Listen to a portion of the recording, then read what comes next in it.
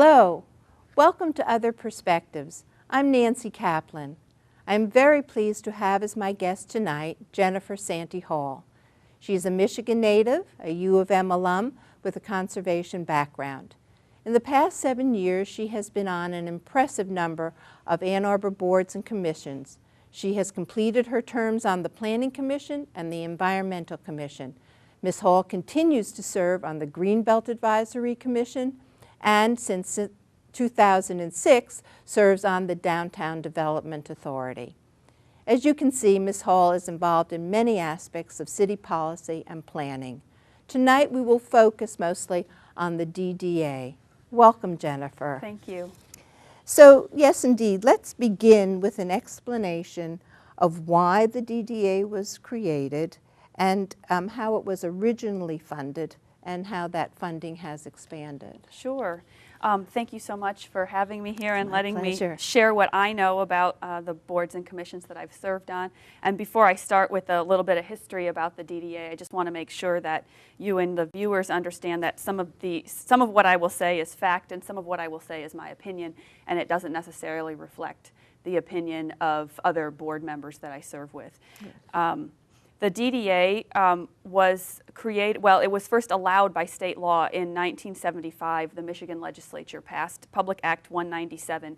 It was an act to address basically economic decline in downtowns across Michigan.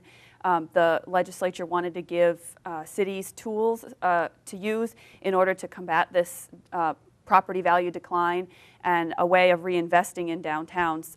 Today, there are about 350 DDAs across Michigan. Oh. Ann Arbor's DDA was created in 1982. The City Council recognized the importance of the downtown district to the whole of Ann Arbor, really saw it as a community resource, and so created it so that it would benefit from a designated stream of resources to nurture and protect it. The DDA is about 66 blocks in outlined. You can see a map if you look online. As I understand it, when the DDA was created, it was created a plan for its creation and also a tax increment finance district. Yes, you want to tell the viewers what that is? A tax increment finance district is a diversion of tax resources for a special purpose.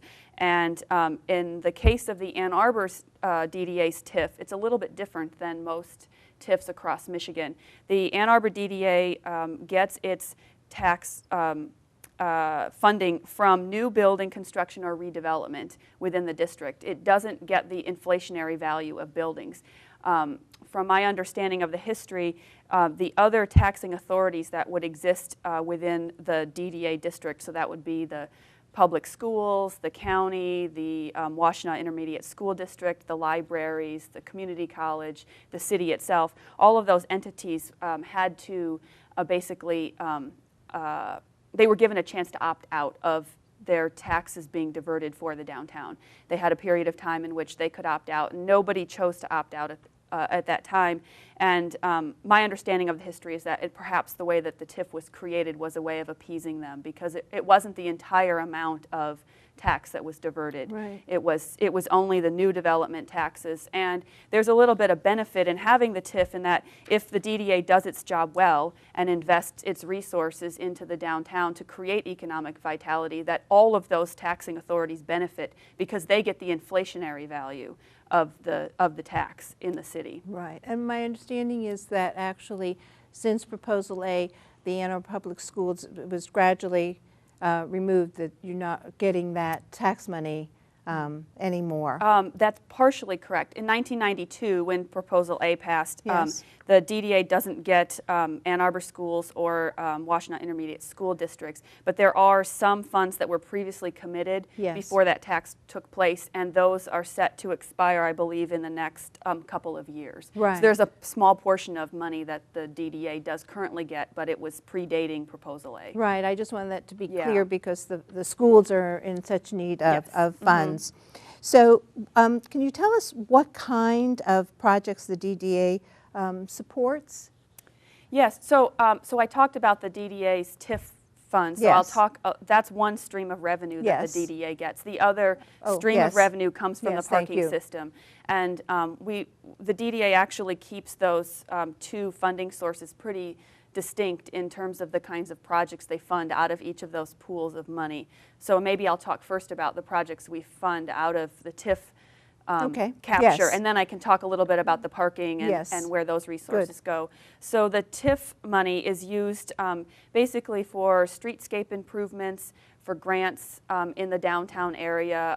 Right now we have an energy savings grant program that's benefiting downtown businesses by providing them with energy audits, and then some money to match their improvement into their buildings.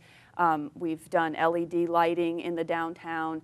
The 5th and Division streetscape improvements are being funded out of the TIF.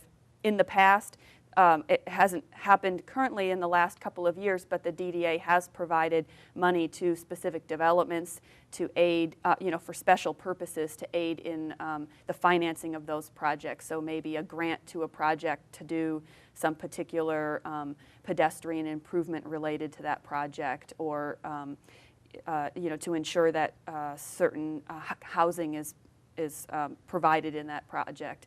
The DDA's TIF also goes to affordable housing in the downtown, and those are pretty much the alley improvements. Those are pretty much the major.